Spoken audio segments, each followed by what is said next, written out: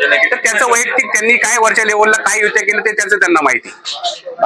मुळात भारतीय जनता पार्टीच्या जो कार्यकर्त्याला न्याय द्यायला पाहिजे होता, मी महेश दादा लांडगेला 2000 जीवन कार्यालयामध्ये सांगितलं, दादा 17 उमेदवार आपले उभे करा.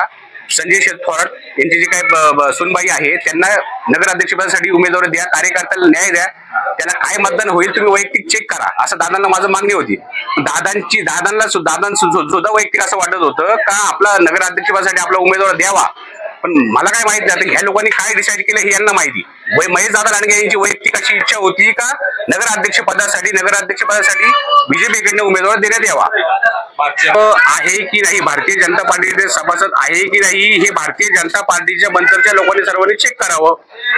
उमेदवारी नक्की दिली कोणाला गेली, जो माणूस भारतीय जनता पार्टीचं काम करतोय नक्की उमेदवारी दिली गेलेली कोणाला आहे, कोणाच्या सांगण्यावरती देण्यात आलेली आहे उमेदवारी, ते पूर्णपणे चुकीचं झालेलं आहे.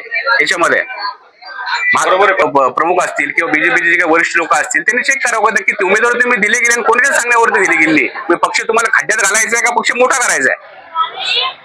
तुमचा फ्लॅट, घर, बंगला, व्यापारी गाडे, दुकान, जागा, शेतजमीन, प्लॉट्स विकायचे आहेत का? विकायचे असतील तर आजच आमच्याशी संपर्क साधा.